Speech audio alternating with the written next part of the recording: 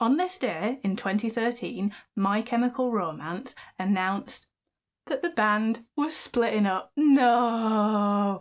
An icon of the emo movement of the noughties, this band were so influential in my teenage years. But why did they break up? And how did the band come to be in the first place? Well, interestingly, the answer is 9/11. Now, the story goes that as founding member Gerard Way watched the towers fall, he realised that life is too short to not follow your dreams. So he started a band with Matt Pelissier, his brother Mikey Way, Ray Toro and Frank Iero. The band's name came from the title of the Irving Welsh book, Ecstasy, 3 Tales of Chemical Romance. Their first album was called I Brought You My Bullets, You Brought Me Your Love, which was recorded 3 months after the band formed. They did not mess around.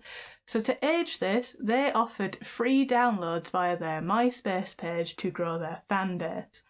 They signed with Reprise Records in 2003 before releasing their second album, 3 Cheers for Sweet Revenge, in 2004, and this was the big one. I was a hormonal teenager. Their big single was called I'm Not Okay. I had never related to anything more. They opened for Green Day on the American Idiot Tour. They co-headlined the 2005 Warped Tour with Fall Out Boy. At Reading Festival in 2006, they were bottled by Slayer fans in what Way described as their greatest victory as a show. Their third album, Welcome to the Black Parade, was released in 2006, and I'll be honest, I didn't like it initially. I think it's because I was shocked to see Gerard Way with blonde hair. I was a little emo. We didn't do blonde. It was around this time that the Daily Mail got involved, writing an article about 13-year-old Hannah Bond, who sadly died. The newspaper said it was the dangerous cult that was the emo subculture that they claimed promoted hurting oneself and worse. My Chemical Romance paid tribute to Hannah, saying that their intention was actually the opposite.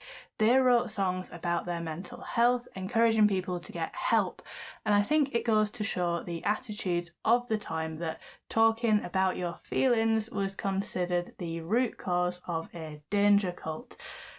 Ultimately, I think it was just another moral panic that periodically surfaces when a new flavour of music appears, like, the satanic panic around Black Sabbath and Stevie Nicks.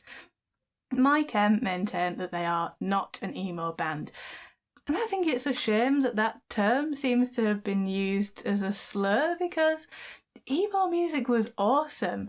Like, we had enormous side-sweep fringes, we created a boom in the eyeliner industry, we popularised guyliner and skinny jeans. Their fourth album, Danger Days, The True Lives of the Fabulous Killjoys, was released in 2010, which was fairly well received.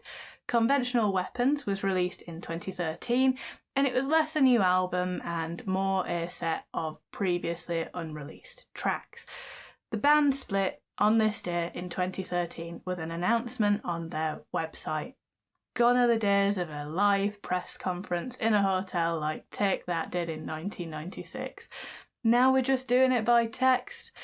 Gerard Way maintains that it was nobody's fault, but that it just stopped being fun, which is exactly what I told my boss when I quit work in the call centre by text. Gerard and Frank, they'd both had children, so they couldn't commit to touring in the same way you can when you're in your 20s, and it was time to call it a day, which is a much less dramatic end than I would have ever predicted for this band, but I am so glad that is how it panned out. The band did do a few tour dates, including Milton Keynes of all places in 2022. And doing this research, I also found out that Gerard Way and Joe Rogan are first cousins once removed, but they've never met. So, I guess they'd just become disenchanted with the band. They said, "Look alive, sunshine," which is everyone's famous last words. The world is ugly, but at a certain point, you just have to say, "I'm not okay. Thank you for the venom. This is the end, so give 'em hell, kid." Thank you for watching. Why not subscribe? And I'll see you tomorrow.